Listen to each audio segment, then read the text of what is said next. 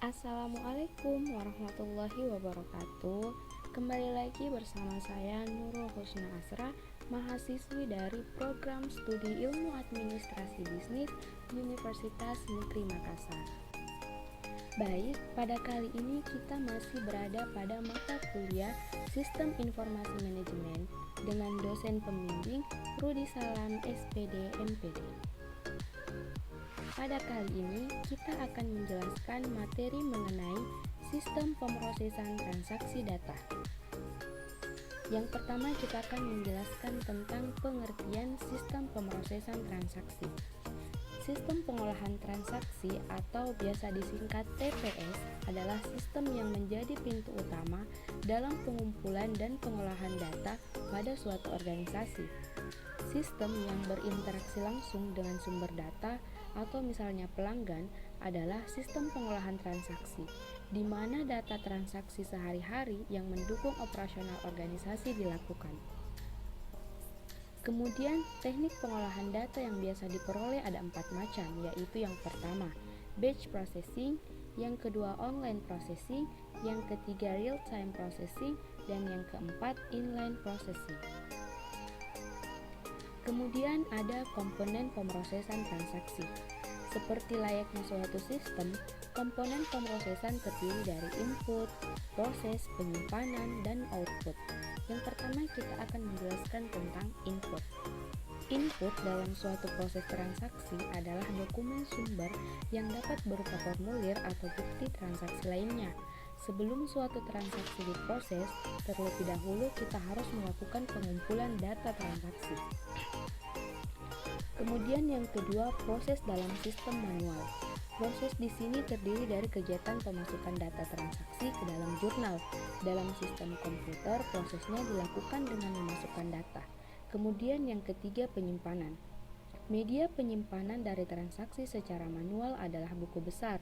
Buku besar ini menyediakan ihtisas transaksi keuangan perusahaan. Kemudian yang keempat, output atau keluaran. Terdapat berbagai macam keluaran yang dihasilkan dari proses transaksi, antara lain laporan keuangan, laporan operasional, dokumen, pengiriman, faktur, dan sebagainya. Kemudian, aplikasi sistem informasi. Yang pertama, pengertian aplikasi.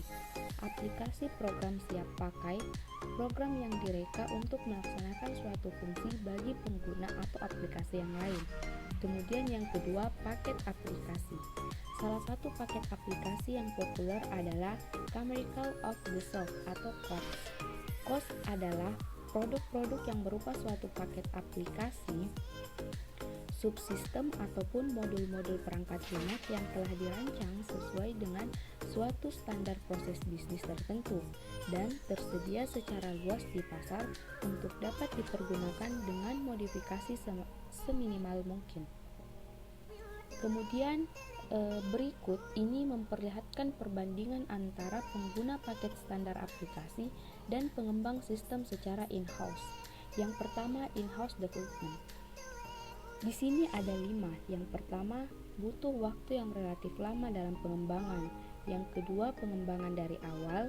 Yang ketiga, spesifik hanya untuk industri tersebut. Yang keempat, biasanya dokumentasi tidak tersedia. Dan yang kelima, yang terakhir, setiap unit memiliki option pengembang sendiri-sendiri dan sulit diintegrasikan. Kemudian, standar aplikasi atau COTS. Yang pertama ada aplikasi telah tersedia, yang kedua hanya diperlukan modifikasi dalam penerapannya, yang ketiga mengikuti proses bisnis yang telah baku dan telah teruji, yang keempat dokumentasi adalah bagian dari aplikasi, dan yang kelima yang terakhir aplikasi telah didesain secara terintegrasi. Kemudian yang terakhir jenis-jenis aplikasi. Industri perangkat lunak bergerak secara cepat dalam lingkungan persaingan. Penemu baru dengan memproduksi perangkat lunak sesuai dengan aplikasi-aplikasi yang kita perlukan. Tentu saja tidak mungkin mendaftar semua jenis paket aplikasi yang berguna yang berada di pasar. Ada beberapa jenis aplikasi yang penting, misalnya paket word processing atau WP, spreadsheet, elektronik, manajer file, sistem manajemen database, perangkat lunak komunikasi, dan paket perangkat lunak integrasi. Oke, baik, mungkin itu saja sedikit penjelasan mengenai sistem pemrosesan transaksi data. Kurang dan lebihnya mohon dimaafkan. Assalamualaikum warahmatullahi wabarakatuh.